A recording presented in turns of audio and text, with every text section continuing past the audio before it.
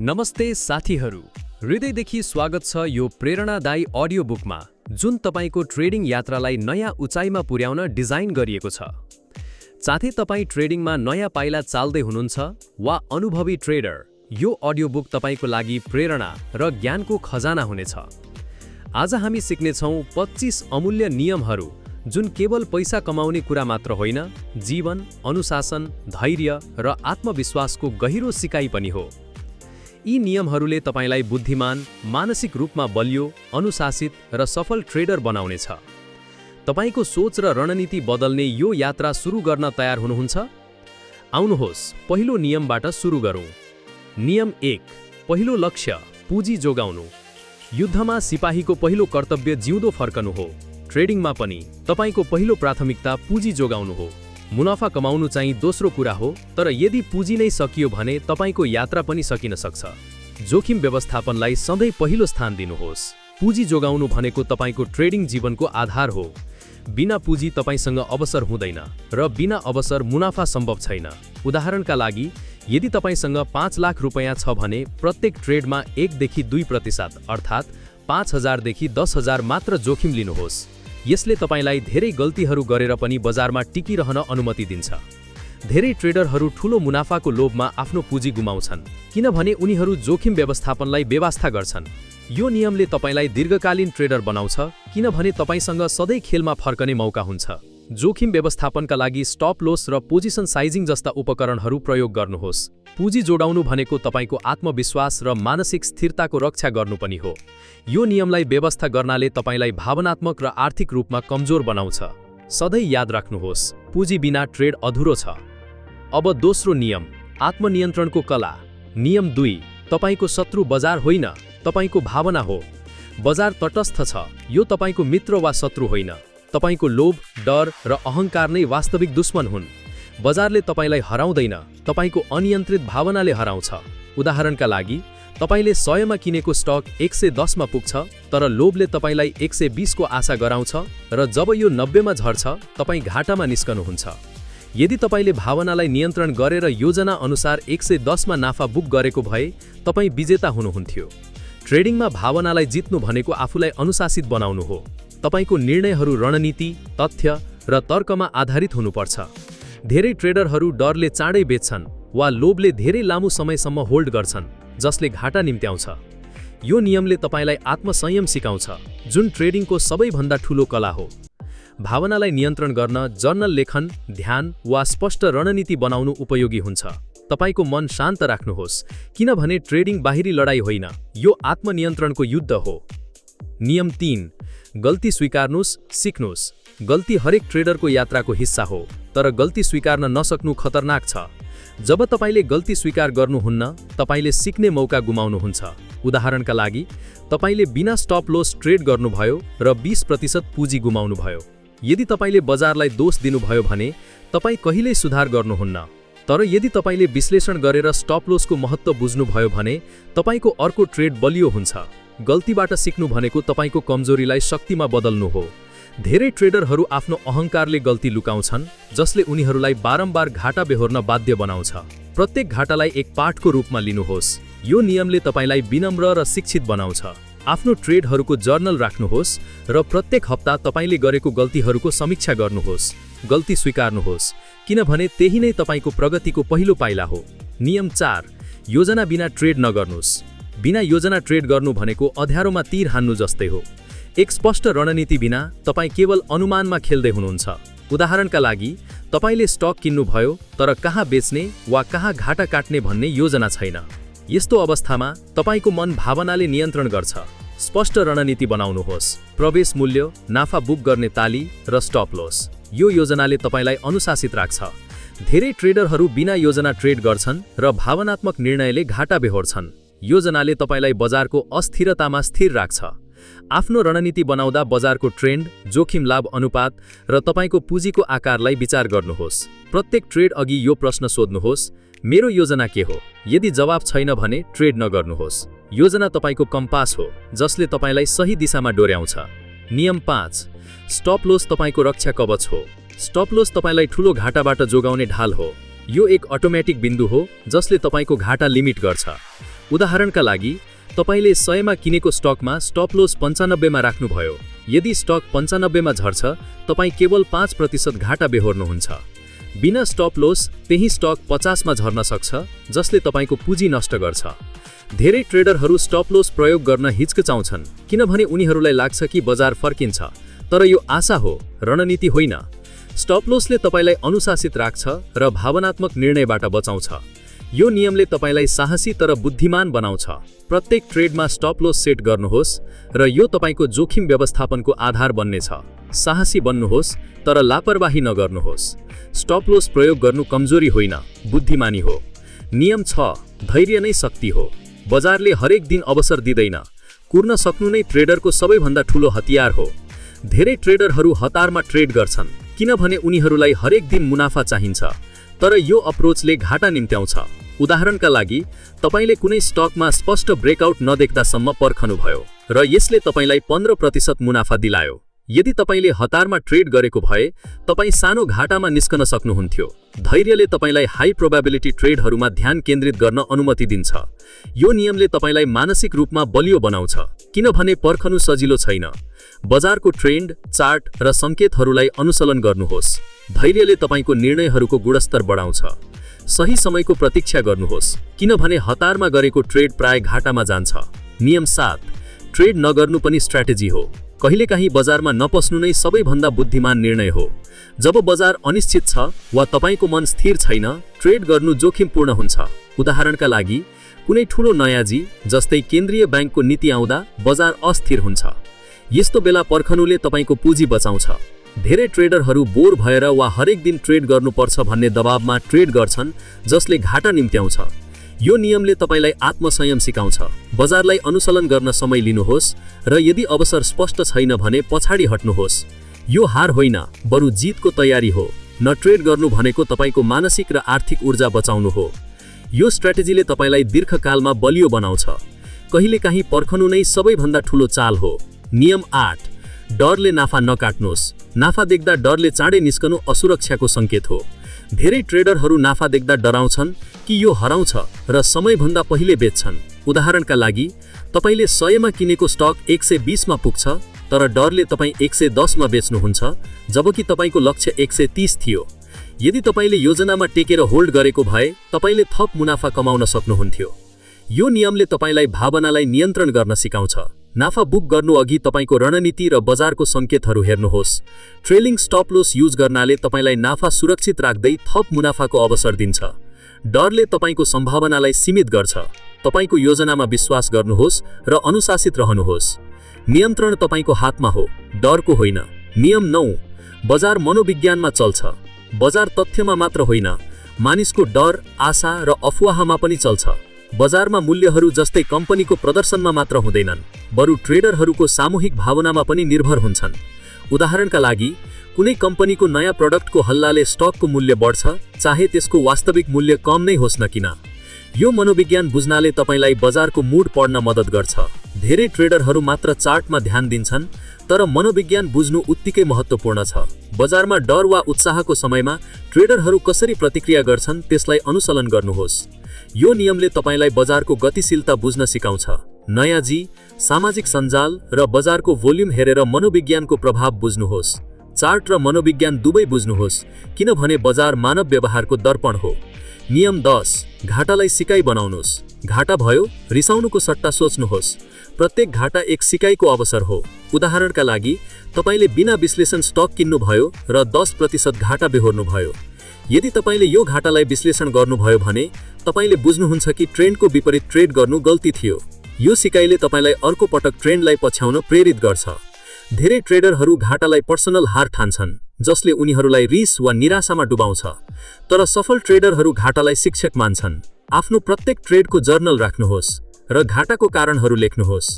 यो अभ्यासले तपाईलाई आफ्नो कमजोरीहरू सुधार्न मद्दत गर्छ। घाटालाई सिकाइको अवसर मानेर अगाडि बढ्नुहोस् किनभने प्रत्येक गल्तीले तपाईलाई बलियो बनाउँछ।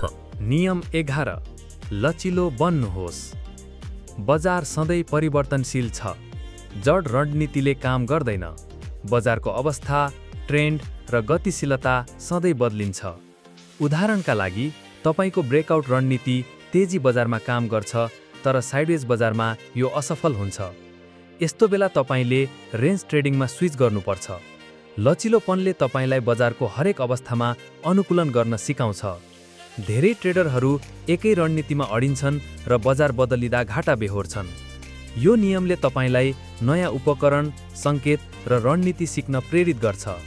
बजारको अवस्था हेरेर आफ्नो दृष्टिकोण बदल्नुहोस्। लचिलोपन भनेको कमजोरी होइन, बरु तपाईको बुद्धिमानी र बल हो। नियम 12, ओभर ट्रेडिङबाट बच्नुहोस्।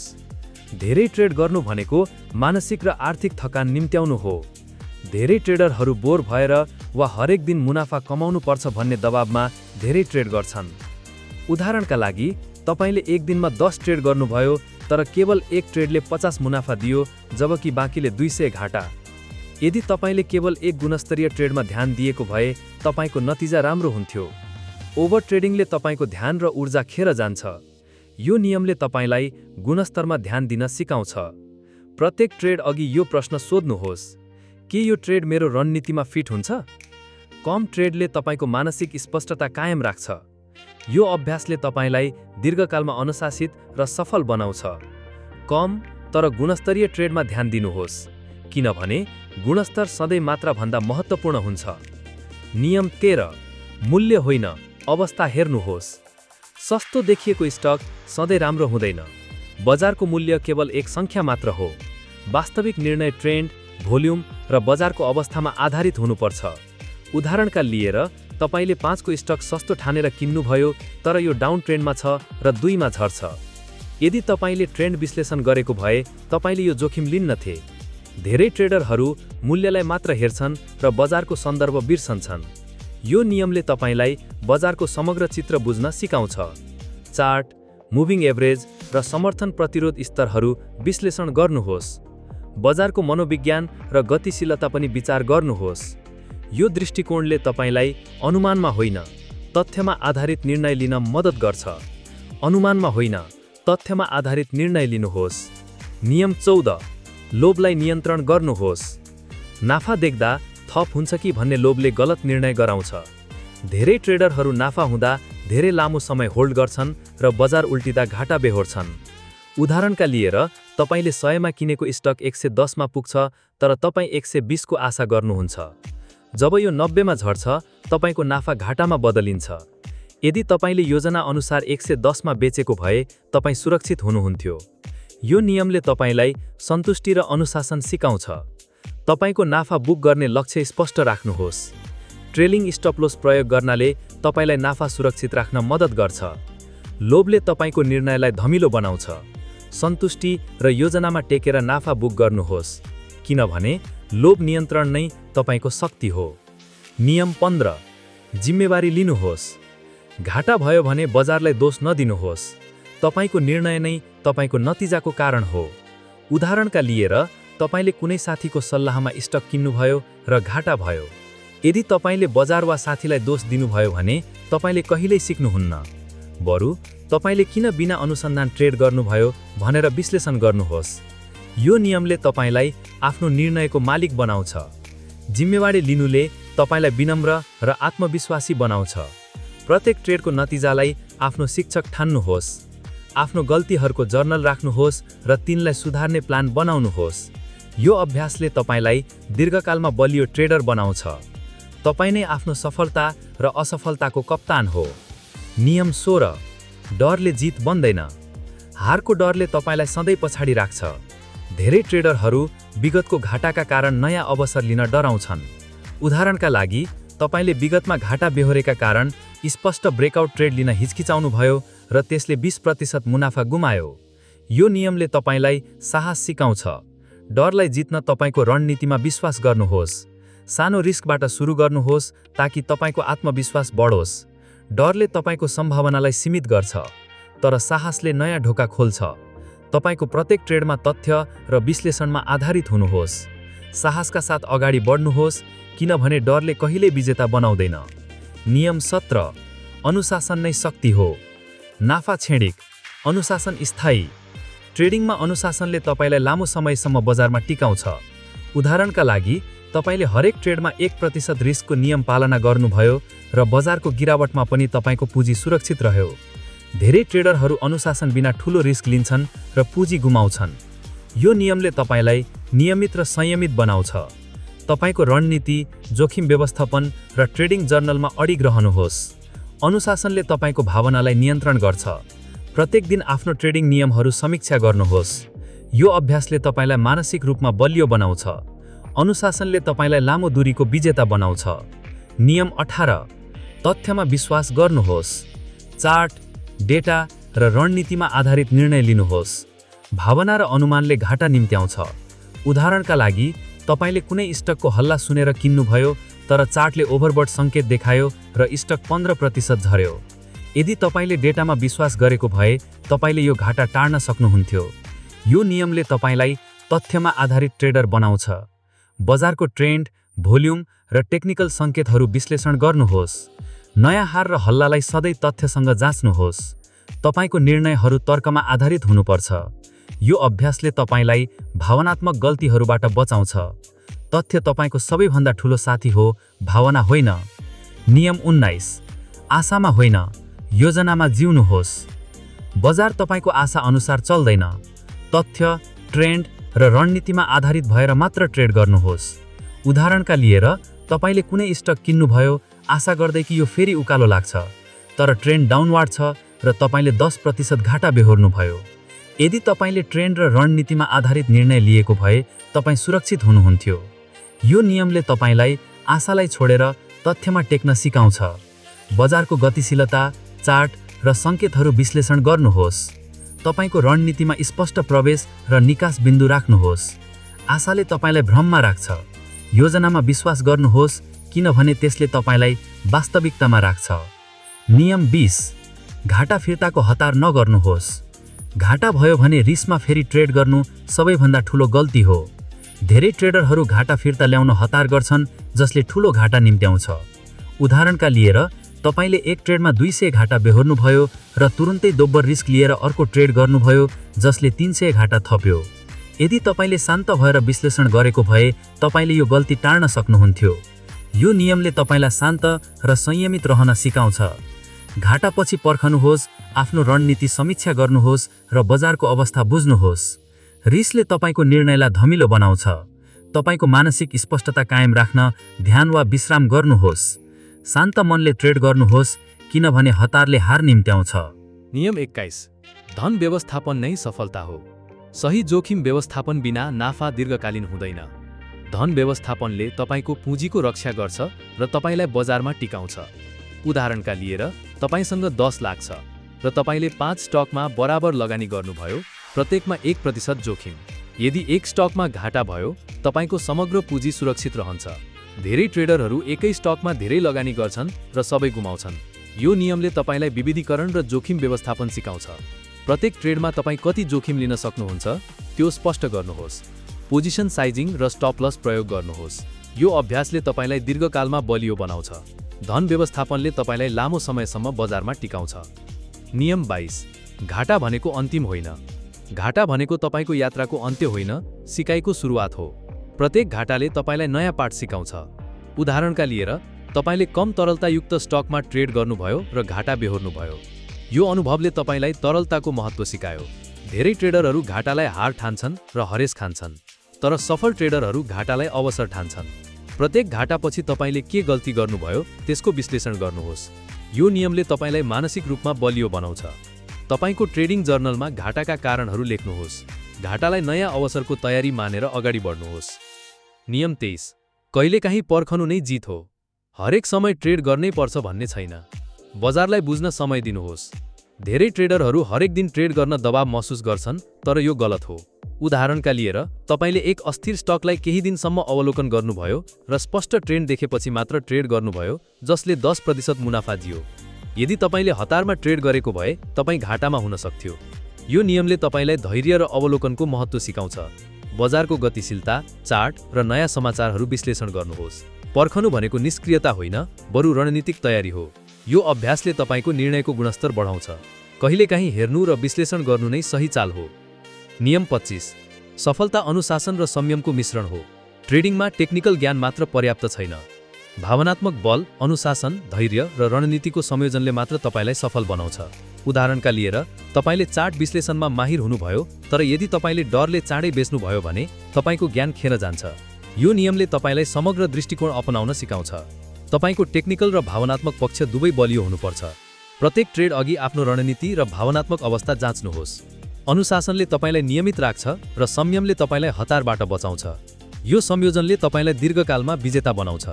सफलता भनेको ज्ञान र संयमको सन्तुलन हो। नियम 25। ट्रेडिङ खेल होइन, जीवनको पाठ हो। यदि तपाईले ट्रेडिङलाई खेल ठान्नुहुन्छ भने तपाईले हार्ने सम्भावना बढ्छ। ट्रेडिङ एक अनुशासित यात्रा हो जसले तपाईलाई धैर्य, जोखिम व्यवस्थापन र सिकाइ सिकाउँछ। उदाहरणका लिएर तपाईले ट्रेडिङलाई व्यवसायको रूपमा लिनुभयो र प्रत्येक ट्रेडमा रणनीति लागू गर्नुभयो जसले तपाईको पोर्टफोलियो बिस्तारै बढायो। धेरै ट्रेडरहरू ट्रेडिङलाई जुवा ठान्छन् र ठूलो जोखिम लिन्छन्।